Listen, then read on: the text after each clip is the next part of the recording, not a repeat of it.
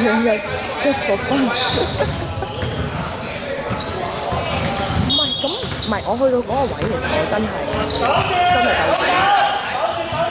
即係我開頭我係好嬲，係咁講出我嗰陣時係好嬲。即係嗰陣時仲係好嬲佢啊，咁樣要講啊，要鬧佢啊，要屌啊，真係好多。我係咁叫佢食屎。真㗎，我真係覺得佢唔係，跟住諗我都話佢勁嘅，即係點解？佢諗我都話佢點解可以咁天使咧？即係你對於自己大話可以咁天使咯，即係唔怪當初我唔信，我真係冇去過，即係衰到咁。但係咧，我覺得佢好勁喎，佢隻眼碌碌咁樣望住你鬧到佢轉頭。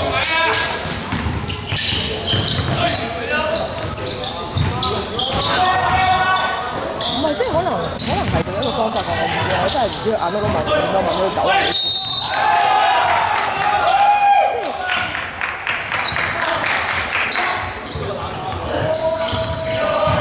都係好慘，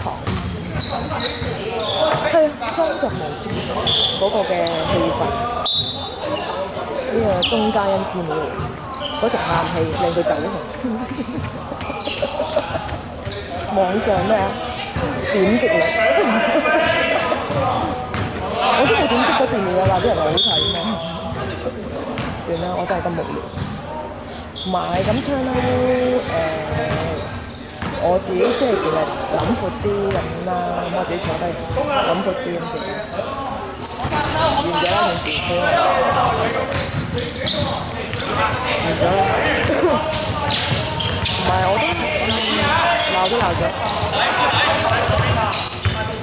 即係叫做我最想做嗰樣嘢，都做咗。even 好似喺我嘅角度，好似得唔到我想要嘅答案，但係冇乜意義嘅。我想要嘅，不如我代佢答。佢死都死，即係你死都唔做非人朋友嘅，啱唔啱先？唯一就係咁意思，咁都 OK 啦。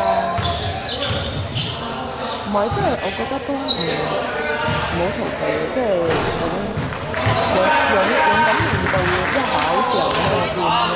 即係雖然都係結局都係核突嘅。亦都唔見得係光彩或者點樣，但係係咯，是但啦，你都唔係一件光彩嘅事，咁邊會光彩嘅？其實有太矛盾。做一個好上司嘅，好啦，OK 啦，即係舒服啲嘅，即係我反而係自己咁樣諗完，可能咁你又講完啦，咁就係咁啦。